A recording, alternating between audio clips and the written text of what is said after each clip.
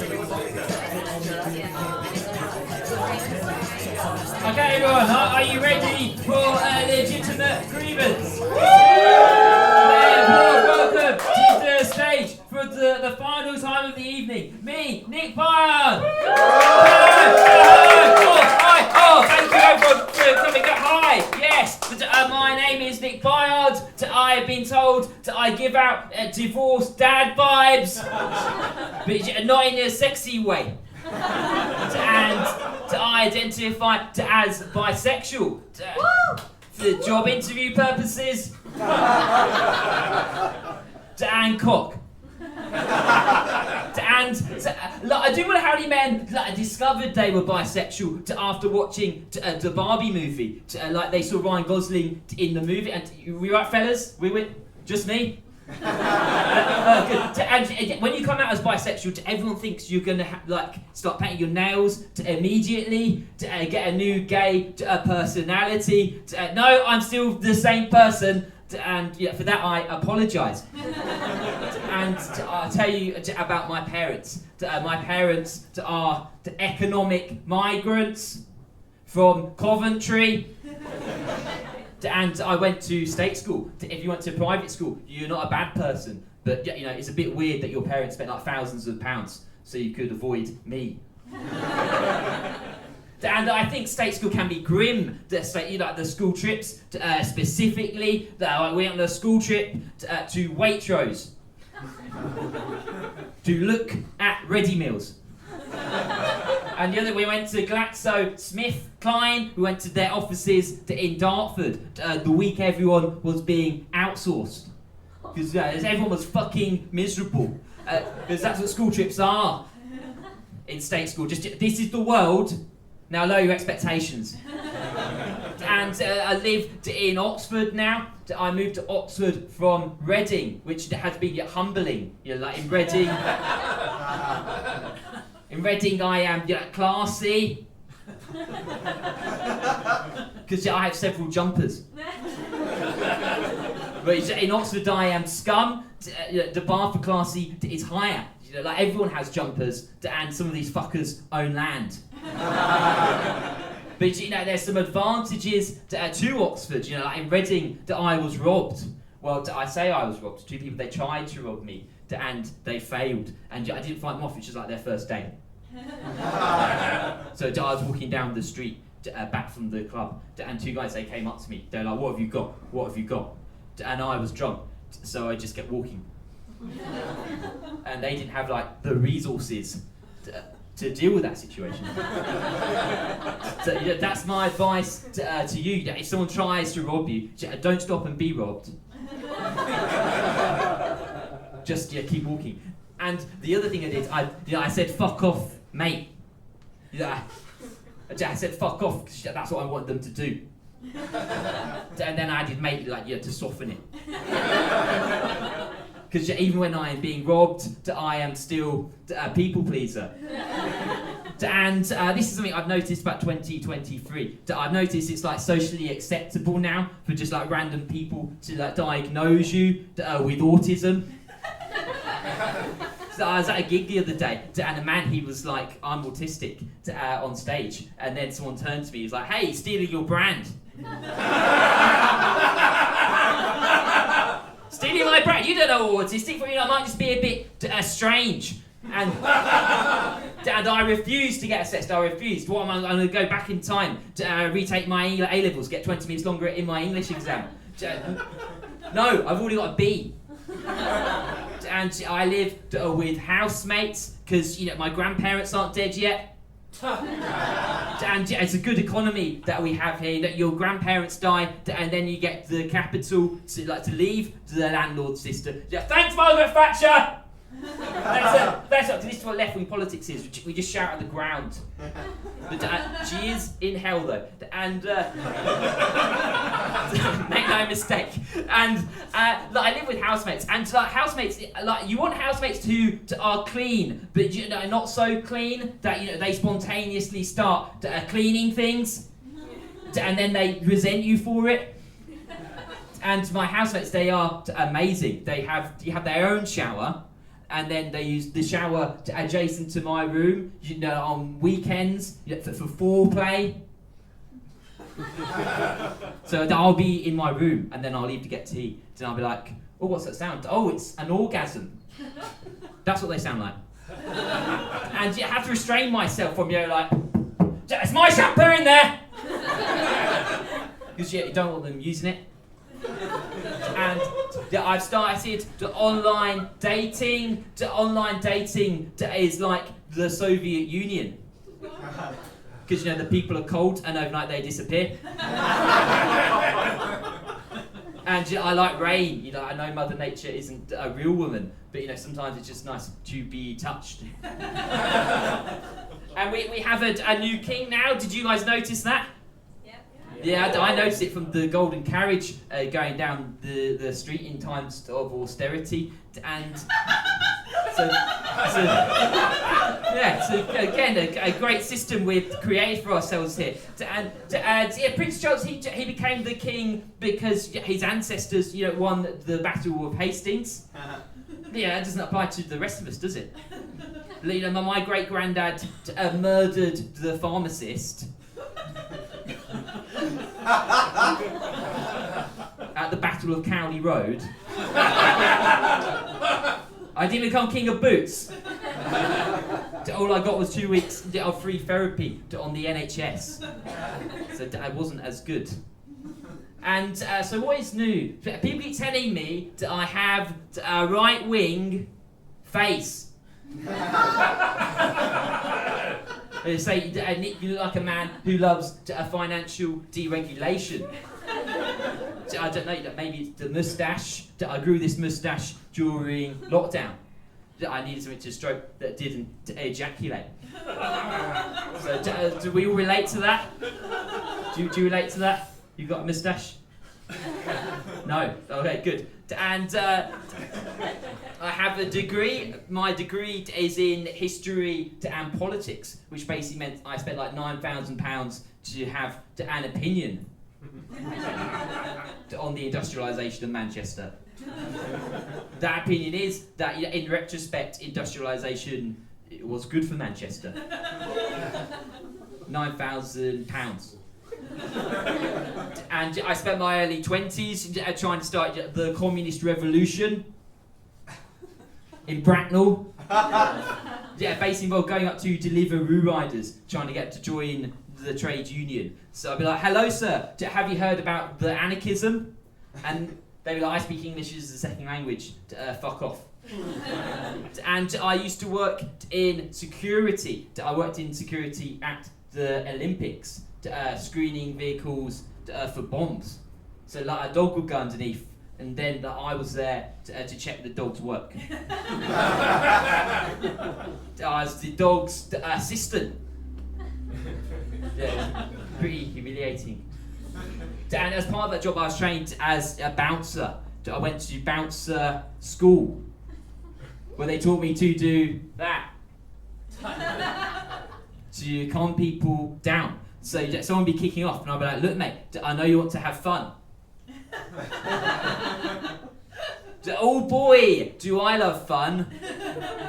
But yeah, sometimes you can have too much fun. If that doesn't work, go to the bigger bouncer. You'd like, I'm sorry Craig, I tried reasoning with them. You're just going to have to headbutt the teenager. And I started job hunting. I think the hardest thing about job hunting is finding the alternative words for excited. Because no one wants you to be aroused by this opportunity to work at Tesco's. And I started listening to like Rage Against the Machine on my way to work. Where I live the B-side to Fuck You, I Won't Do What You Tell Me. Fuck me, what time you like that spreadsheet, sir? And so I grew up in a village in Kent. I grew up surrounded by fields and Daily Mail readers, which makes me a well-rounded individual. Very popular. And then I worked for McDonald's and I became left-wing. No cheers for that.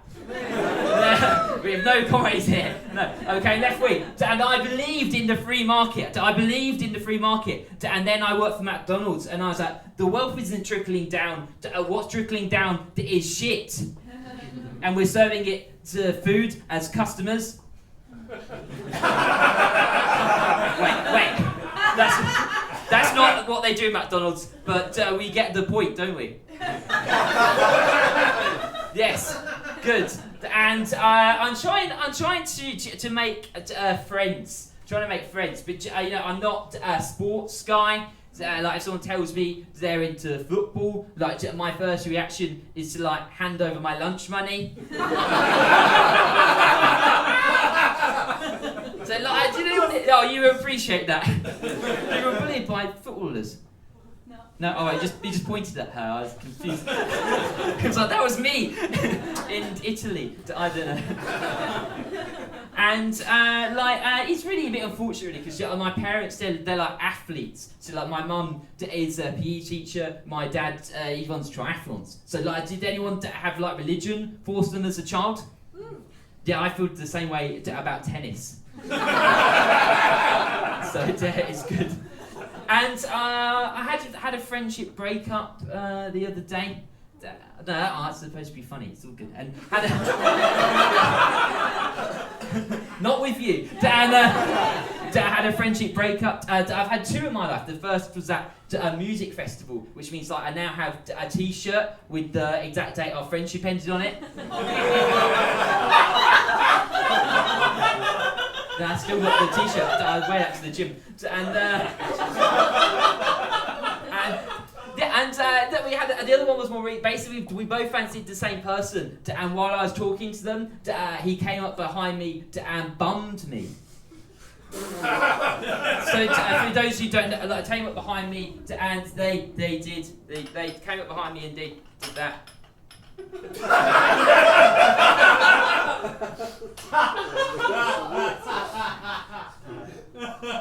No friendship can survive that.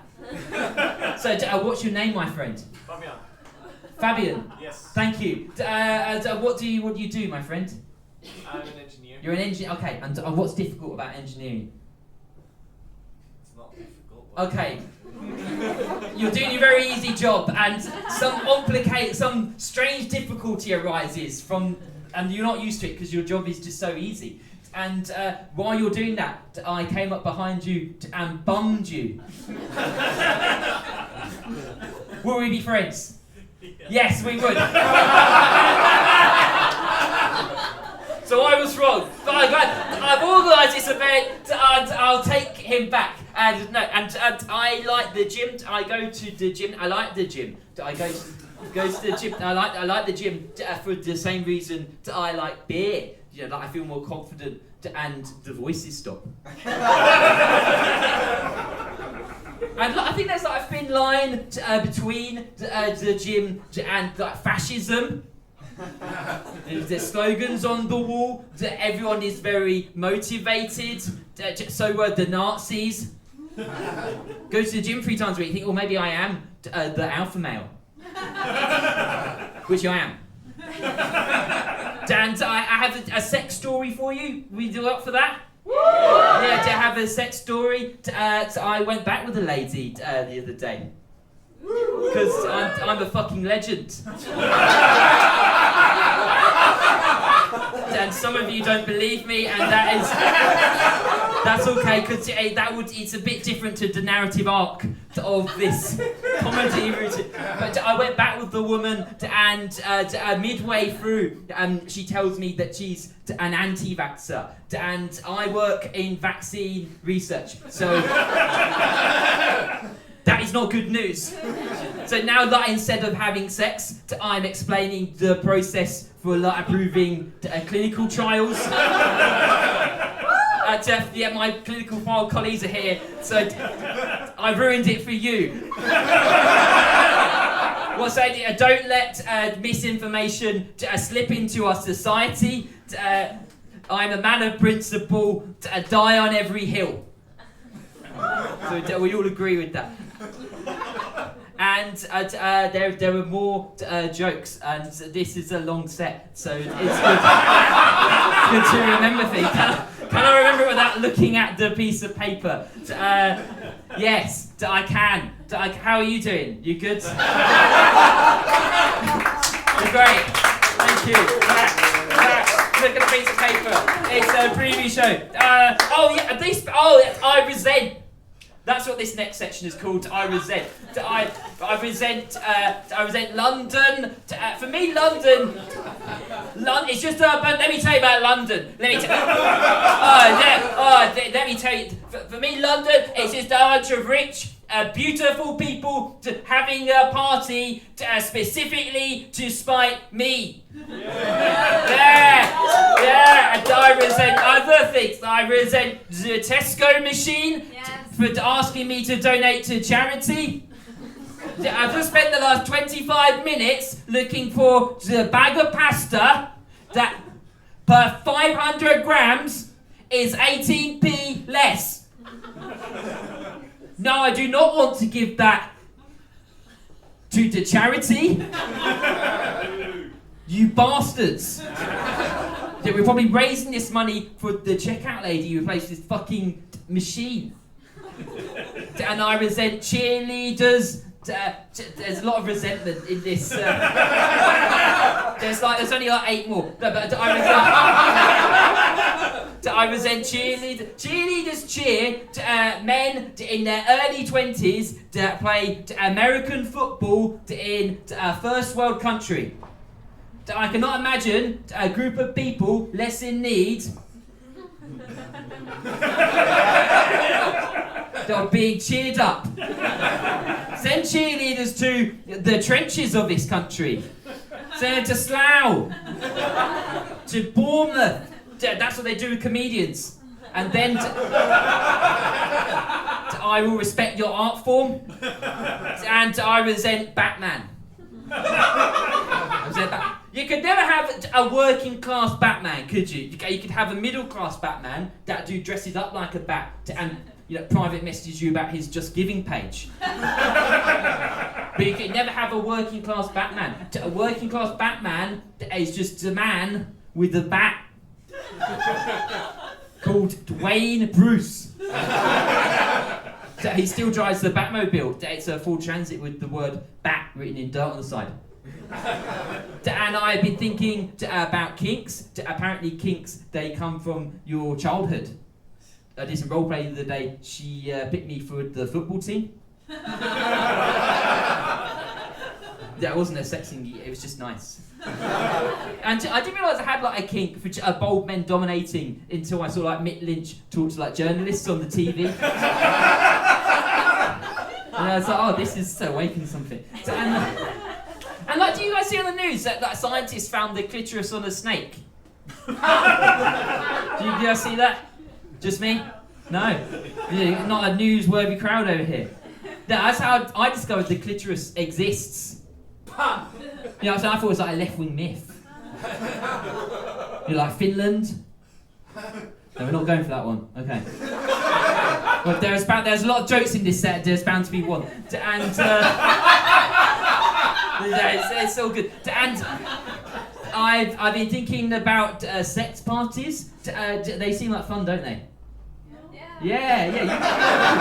The one honest lady and the rest of you are cucks. And they seem like, but my heart of hearts are like, if I went to the sex party, I probably spend like the duration of the sex party trying talking to a guy called Steve about Star Wars. Because any party can become like a Star Wars party if you force it. And I'm trying to be an ally to the women. I think there's some women here. Yeah, you cheer for me, but not for Alex. So the sisterhood is dead. And listen to the authoritative man with Aryan eyes.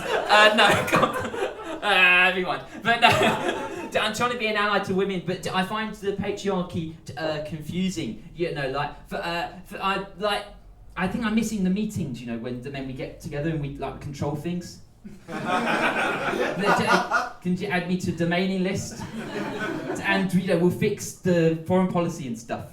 And for me, like the patriarchy, it's basically like Jesus, isn't it? Because it's invisible and it benefits me. No. You try and kill the patriarchy, it comes back from the dead. So we made it feminist at the end. And like the men are going mad at the moment, aren't they? The men. Not me. I'm a well-rounded individual, but the men, the other men, the bad ones, the toxic ones, they're mad. They're like, you can't chat to women anymore because of woke people. That's a nonsense, isn't it? Like, yeah, you can still chat with women, just be more good-looking. And then it's progressive, and have you tried going to the gym twice a week and wearing a nice shirt? Because at the moment, like, she's a beautiful woman, and you got like curry on your shoes. Yeah, what outcome were you expecting from this situation? I am an ally to you all. And I went to my first Coke party the other day. Yes, some people. I went to my school. I'm not a drugs guy, but I just happy to be invited to the Coke party. So I'm happy to be invited to a party. So not specific. I was happy to, and just as a bit of a side, but I went to the party and the house was filthy. There was just like bottles everywhere, and I was like, haha, work from home much, do we? And then they looked at me like, that shit, it does not go down well here. And I was like, I'm sorry, I just wanted to be like friends with you and cool and stuff. So I went to the Coke party, and like, you think you get pressured to do drugs at these things? No one wants to share their drugs. And there'll be a short interval. Have I done all the jokes? There's a short interval.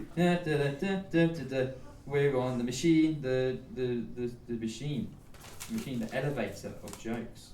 The elevator. I've talked for too long now. So I was talking about the police the other week. They asked me if I was a drug dealer, and I was like, no, that's good. That you're stopping people from different demographics. So yes, because I stick it to the man at all moments. I defend vaccines, and I casually am rude to police officers. This is it was going so smoothly up to now.